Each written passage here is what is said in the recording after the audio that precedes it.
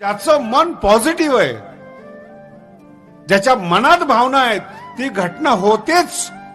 हा सायन्सचा नियम आहे. मागच्या वेळेस एक अमेरिकेमध्ये प्रयोग झाला. 2 लोकांना फाशी झालेली होती.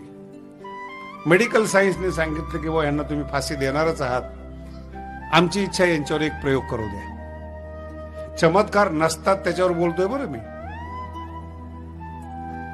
आम्हाला यांच्यावर प्रयोग करायचा. ते म्हणे करा, मरणारच आहेत ना म्हणे, मग आम्ही आमच्या पद्धतीने हे करतो. म्हणे ठीक आहे. 2 कोब्रा नाग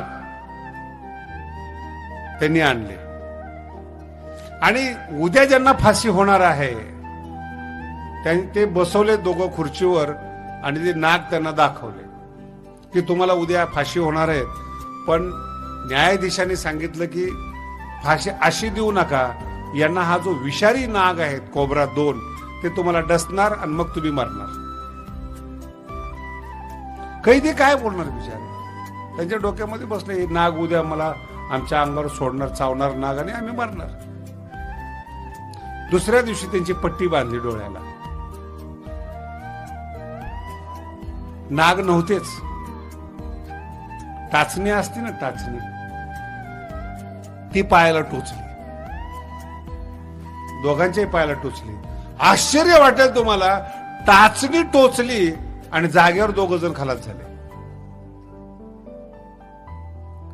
बॉडी मेडिकल मध्ये नेली आणि त्या शरीरामध्ये नागाचं विष आढळलं. कारण की मनाने ठरवलं कोब्रा चावणार आहेत. शरीराच्या रसायनामध्ये बदल झाला आणि शरीर विषात परिवर्तित झालं. एवढी ताकद मनाची आहे. एक टाचणी शरीरात विष निर्माण करते आणि एक मिरा विषाचं अमृत करते. हा चमत्कार नाही, मन पॉझिटिव्ह आहे. लोक याला चमत्कार मानतात. चमत्कार नाही, मनात भावना आहेत, सगळ्या गोष्टी पचू शकतात. हे प्रेम आहे, ही ताकद.